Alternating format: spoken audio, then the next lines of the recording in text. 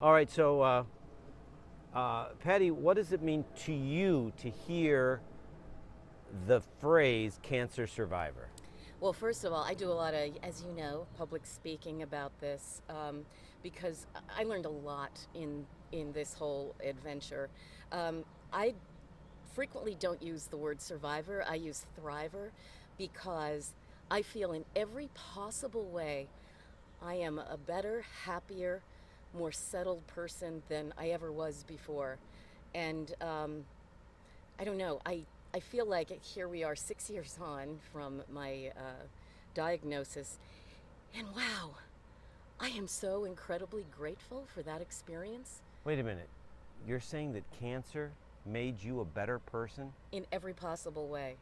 It really helped me to center myself and to understand how to deal with fear, how to compartmentalize the things that happened. And I tell my kids this all the time that whatever happens in life, and I say this right now, especially with everything we're going through, when things are good and status quo, you don't learn a whole lot. When you learn, when you grow, is when you're faced with challenges. And that was a mighty challenge for me. It was in the midst of, I had three teenagers. I had some issues, as and my son and I have talked about this publicly, so it's okay. We had some addiction issues in the house, all at the time that I was going through this. And so I would lie there in bed at night and try to figure out, how do I put this all together? What are the puzzle pieces for me? And I use this quote all the time because I happen to love it, Albert Camus. In the midst of winter, I discovered within me an invincible summer. And that's exactly, I still get emotional all this time later. But I'm so grateful for that experience because with everything I've gone through in the ensuing years, that lesson I've been able to apply. And I think it really taught me the importance in life of continuing to learn, continuing to welcome the challenges because of what they do for you and what they turn you into. And you know, none of us are guaranteed any length of time. What we do know is that what we're here for is to learn, and then whatever we learn, we share with others, and we allow them to share with us.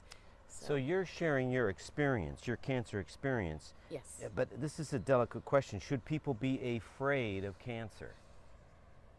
You know, it's a funny thing. Fear is, fear can be useful. It depends on how you process it. If it's fear that just debilitates you and you do nothing with it, then that's not a good way to go. But awareness, I think, is a part of fear used properly. So that's So, about pre-screening and knowing yeah, your signs it's and not exactly fear as much as it is urgency. If you feel, you know, for me, it was, I was taking a bath and I happened to feel a lump. And I'd had a mammogram. I was about 6 months late. I'd had it maybe 18 months earlier. But I felt the lump and I thought, I'm not an alarmist. I thought it's nothing. 3 weeks later, I thought, you know, I get on the radio and I tell women, get your mammograms. What am I doing? So I called my doctor. I went in, and lo and behold, he felt it too, sent me in for a, a like a sonogram is what they do. yeah. And another doctor who I'd never seen before walks in and he says, "Oh, hi, how are you?" And I say, "Hi." And he looks at the screen and goes, and that was the moment that fear started to take over for me at that moment because I thought, okay, this guy sees something and he's not really telling me what it is. And he said, "Yeah, I'm going to send you to another doctor." And that's when the journey began. But it's also when the journey to a clearer sense of self, a clearer sense of health, a clearer sense of a path forward. Wherever that took me. You know, not everybody is fortunate to say, okay, we can take care of this and you move on with your life. But because of the way the cancer specialists and doctors and nurses and all these people who just move in on you with so much love and so much dedication, we live in a time now that if you catch it early, you have like a way upper 90% chance Hmm. of moving on with this and keep going on with your life. So what would you say to somebody who has cancer right now? I would say, if you're dealing with it at this moment and you're scared, use this opportunity to sort of understand what life is about. And the meaning of it is, again, I go back to this, I could walk out of here and your big Channel 2 bus could run into me. Yeah, don't do that, Vince. Don't do that, please. But, so we're not guaranteed. So use this opportunity to learn and to make yourself feel a sense of peace about your own journey. And I know that sounds a little trite, but it's also a survival mechanism, because whatever time you have here, you want to make it sing. And really, it could be 50 years, it could be 100 years, it could be less.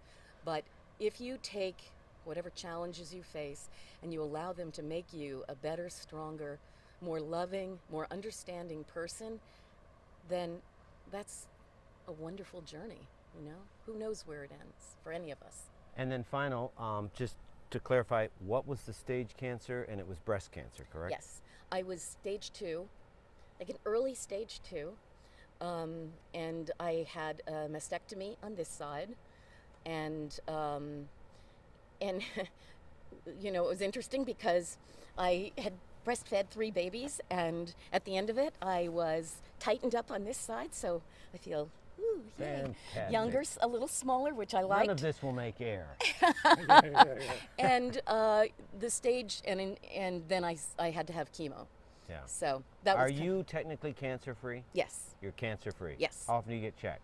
Oh, I was going every 6 months. They just bumped me to once a year. Yeah. I go in for a mammogram on this side, all kinds of things, and I see the oncologist. Yeah. They take blood measurements. They do all kinds of things.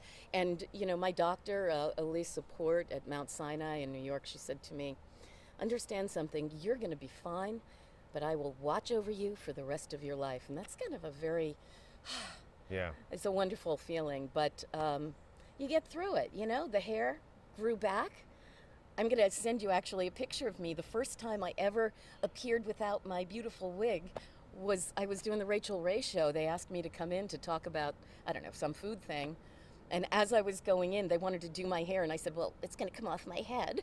And she said, okay, well, I'll fix it. And then she went, wow, I really like the short hair. Let me style that, and you can choose. Wow. And so I went with the short hair. So I'll send you a picture of that. 'Cause Perfect. it was,